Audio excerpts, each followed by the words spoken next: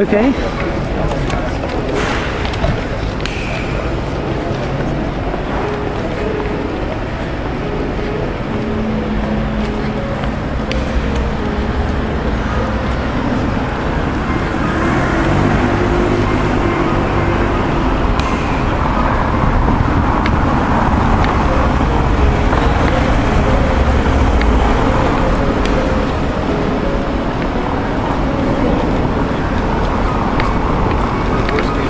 Just stop here.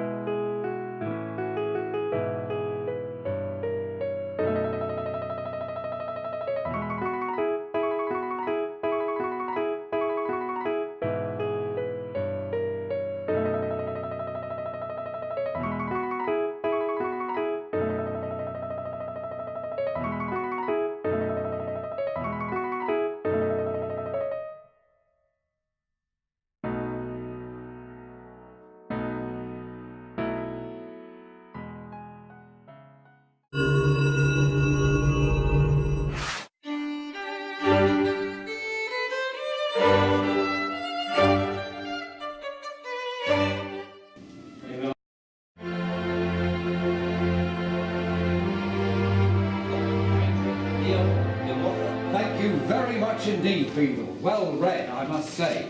Now, a formal good morning to you all and a very warm welcome to the Chamberlain's Court. I'm only the 37th clerk of the court since 1294. My role at the Guildhall is to admit people to the freedom of the City of London in a very ancient ceremony stretching back to the 13th century. Today, the ceremony, the freedom is largely symbolic, but historically it was a very valuable document. The right to trade. Historically, one of the privileges would be to enable you to take your sheep over London Bridge as a freeman. In the Middle Ages, of course, the real privilege was you didn't pay the toll. And in those days, you were taking the sheep to Smithfield Meat Market to sell for a profit. And not to pay the toll would, of course, enhance your profit margin. Some very distinguished people have received the freedom of the City of London over the centuries, none more so than Lord Nelson, who received the freedom here in 1797 after defeating the Spanish fleet at the Battle of Cape St. Vincent. You will note he received a splendid illuminated copy of freedom together with a gift of a gold box to the value of 100 guineas. When Florence Nightingale was offered the freedom, she said, "I don't want a gold box. That is far too ostentatious for a lady of my simple tastes.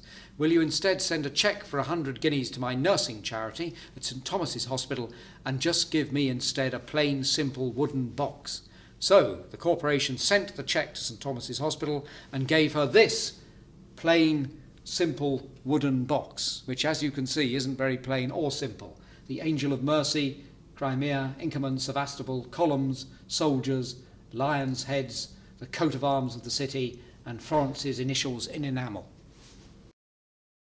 The Lord Mayor was tremendously enthused by the magnificent performance of the British Olympic and Paralympic teams last year and wrote to several of the Olympic athletes offering them the freedom of the City of London, particularly those with a London connection, a way of recognising their magnificent achievement in winning the mixture of bronze, silver and gold medals.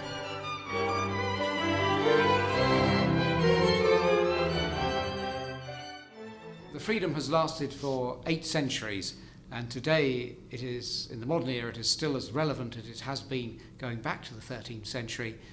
It's certainly now a tool for recognising achievements of people in certain fields, not just Olympians. For example, J.K. Rowling received the freedom for services to literature, as did Michael Caine last week, celebrating his 80th birthday with an exhibition at the Museum of London, before which he also received the freedom of the City of London. Thank you. Now, so,